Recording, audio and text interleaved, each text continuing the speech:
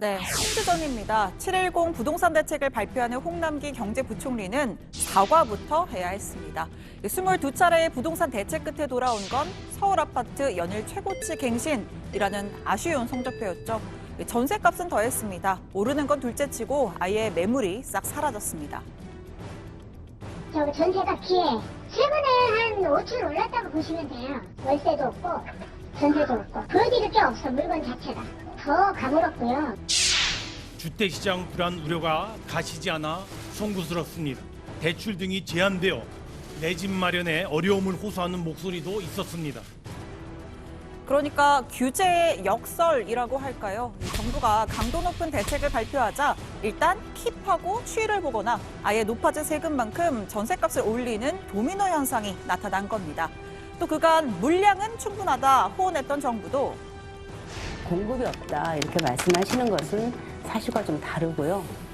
네, 이제는 규제와 공급이 같이 가는 쪽으로 방향을 선회했습니다. 집값 안정화의 성패는 주택 공급에 달려있다고 해도 과언이 아닙니다. 네, 이런 배경 아래 정부가 오늘 수도권에만 13만 2천여 가구를 추가로 공급하는 내용이 담긴 서울 권역 등 수도권 주택 공급 확대 방안을 발표했습니다. 지난 5월에 발표한 이 7만 가구의 물량을 포함하면 총 20만 가구 이상이 공급되는 건데요. 핵심은 공공기관과 유휴부지를 활용해서 신규 택지를 마련하고 이 3기 신도시와 재건축, 재개발 지역의 용적률을 높여 공급을 늘리겠다는 겁니다.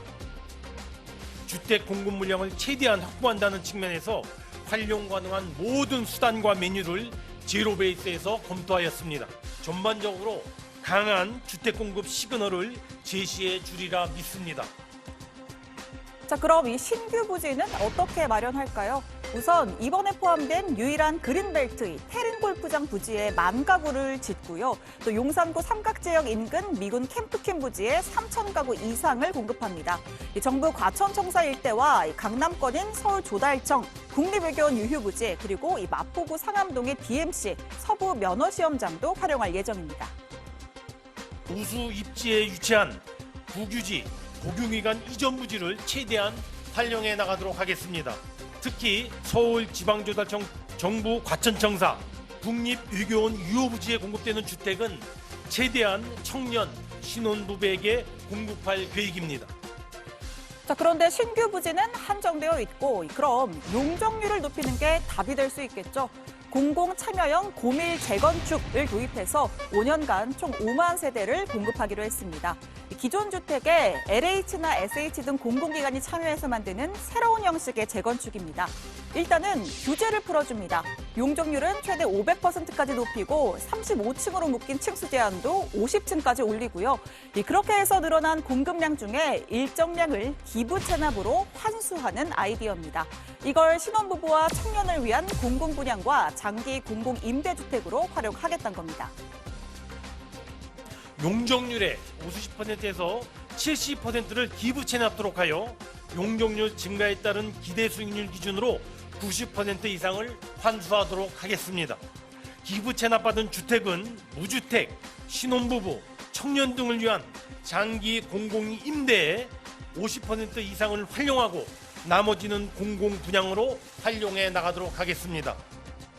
자, 이게 실현된다면 압구정 잠실 등지에선 50층 이상 높이 올라가는 재건축 아파트가 등장할 거란 전망도 있는데요. 재건축도 하고 공공 물량도 늘리고 일석이조인가 싶지만 이게 실현이 쉽지만은 않습니다. 일단 재건축 조합의 참여가 중요한데요.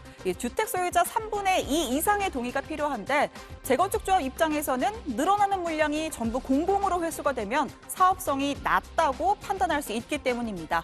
이미 초과이익 환수제나 분양가 상한제 등이 시행되면서 재건축 사업 추진에 어려움을 겪는 사례가 적지 않았었죠. 서울에서 정비구역이 지정되었고 그러나 사업 시행 인가를 받지 않은 단계에 있는 사업장이 서울에 모두 93개 사업장이 있고 약 26만 호가 있습니다. 거기에서 지역에 따라서 편차는 있지만 약 20% 정도를 공공재건축에 참여하는 것으로 산정해서 5만 호를 산정했습니다. 네, 그리고 오늘 국회 본회의에선 임대차 3법 중 남은 법안, 부동산 거래 신고법과 종부세율을 최대 6%까지 올리는 종부세법 개정안 등등 정부 여당이 추진한 부동산 관련 법안이 모두 통과됐습니다. 통합당의 반대 토론 등 오늘도 우여곡절이 있었는데 이 내용은 바로 뒤에 최 반장이 자세히 전해드릴 겁니다. 자, 이제 세제에서 공급까지 종합대책의 틀은 완성이 된 셈인데요.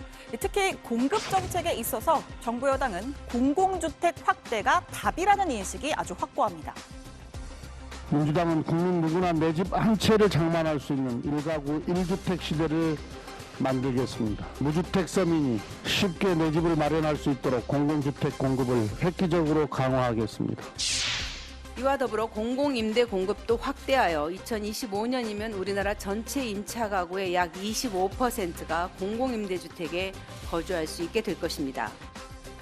자, 그런데 공공임대주택이 내 집 마련의 꿈을 완전히 대체하는 건 사실상 불가능합니다. 월세에서 전세로, 전세에서 자가로, 또 조금 더 살기 좋은 곳으로 이렇게 조금씩 꿈을 키워가는 게 인간의 본능이기 때문이죠.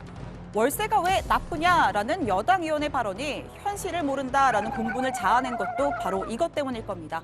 홍남기 부총리도 이런 이야기를 했었죠. 땀 흘려 모은 소득으로 언젠가 내 집을 마련할 수 있다는 기대감이 근로의욕을 좌우하기 때문입니다. 자, 그동안 공공임대주택은 민간주택보다 상대적으로 질이 좀 떨어진다라는 인식과 또 입지의 한계, 지나치게 작은 평수 등으로 이 시장에서 외면받곤 했습니다. 결국 국민들이 기대하는 건 몇만 가구 숫자 맞추기식의 공급이 아니라 적절한 인프라를 갖춘 합리적인 가격에 공급되는 양질의 공공주택이 아닐까요? 자, 정부의 공급 대책이 이런 기대를 반영할 수 있을지 지켜봐야겠습니다.